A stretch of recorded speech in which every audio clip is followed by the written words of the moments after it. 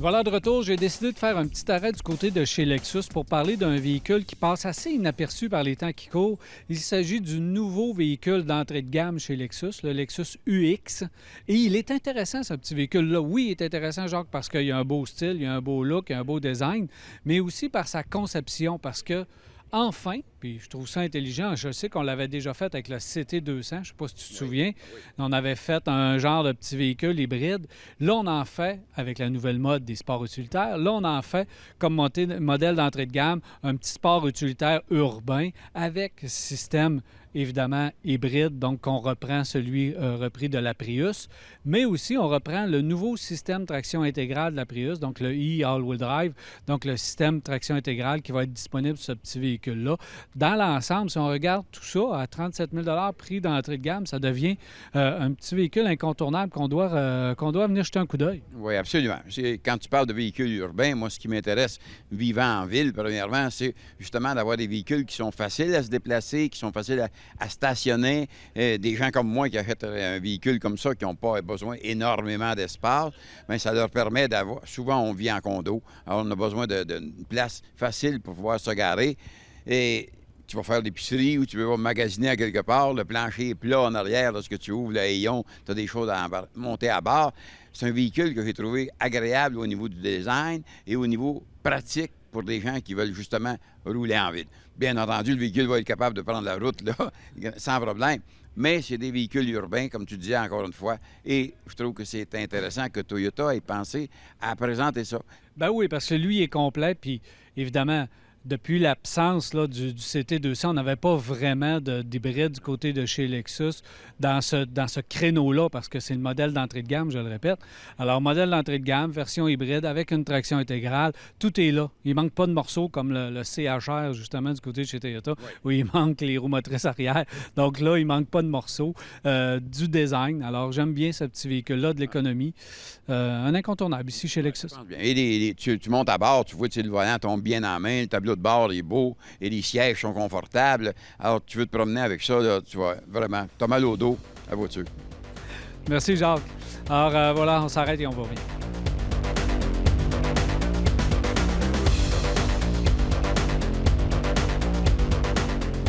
Avec ce que Daniel et Jacques vous ont présenté à propos de Toyota, je peux en rajouter un petit peu. Je peux vous dire que la gamme est bien balancée.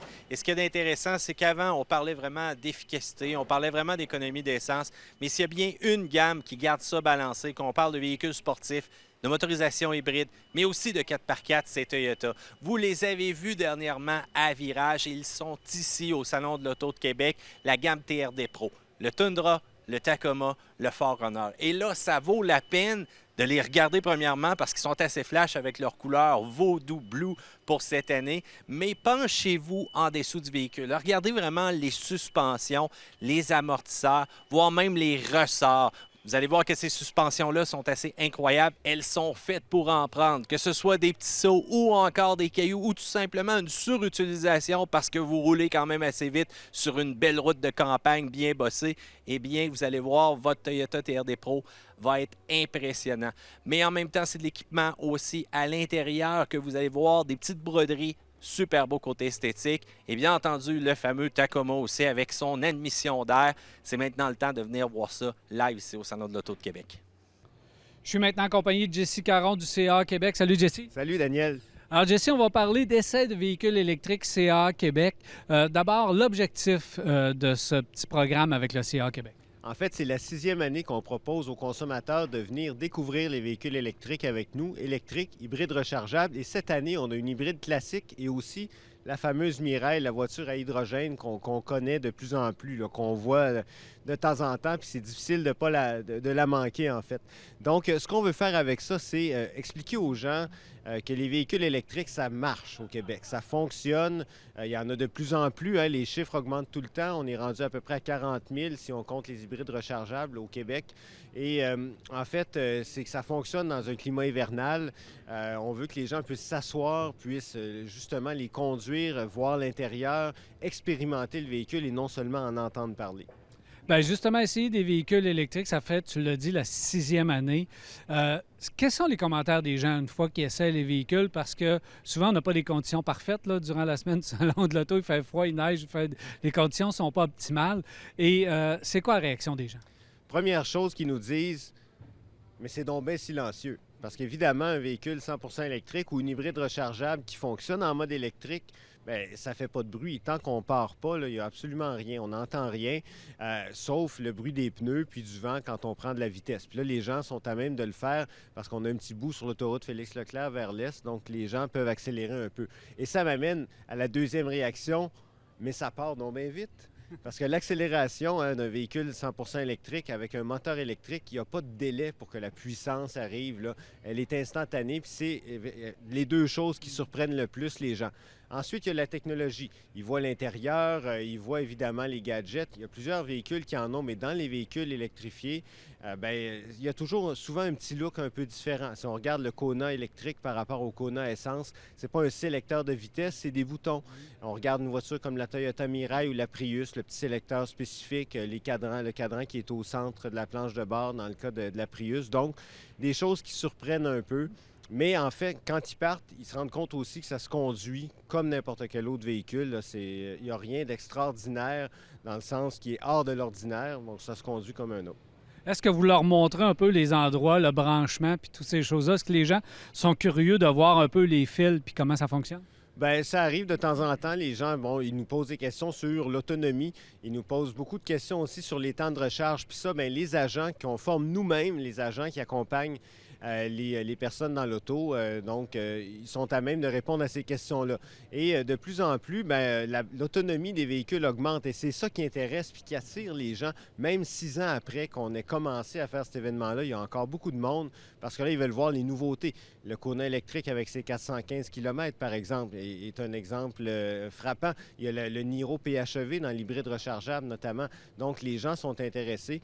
Et effectivement, on est là pour répondre à leurs questions, pour qu'ils puissent avoir une idée de ce que ça implique pour eux au quotidien d'avoir un véhicule électrique. Bien, ça permet de faire un meilleur choix, évidemment. Donc, rappelle-nous les modèles que vous avez en essai et comment est-ce qu'on fait pour venir les essayer? Bien, pour venir essayer un véhicule électrique, vous vous présentez au centre de foire. En fait, vous faites votre tour du salon, puis après, vous traversez au pavillon Silverwax et c'est là qu'on est situé, le stand de CA Québec. On a 12 modèles à proposer aux gens. Donc, on a la Chevrolet Bolt, on a la Volt, on a le Kia Niro, la Hyundai Ioniq électrique et le Kona électrique. On a la Honda Clarity hybride rechargeable aussi. On a la Nissan Leaf, bien entendu, la Volkswagen e-Golf et 3 modèles de Toyota. Donc, on a la Prius All-Wheel Drive, qui est une voiture classique avec 4 roues motrices, l'hybride rechargeable, la Prius Prime, la Mirai à hydrogène et je m'en voudrais d'oublier les deux, en fait, la Mitsubishi Outlander PHEV pour compléter le portrait. Ça, les familles aiment ça. Merci beaucoup, JC. Alors, on invite les gens à venir vous rencontrer et justement à faire l'essai d'un véhicule électrique. Et vous allez voir que ça va bien, un véhicule électrique. Merci, Daniel.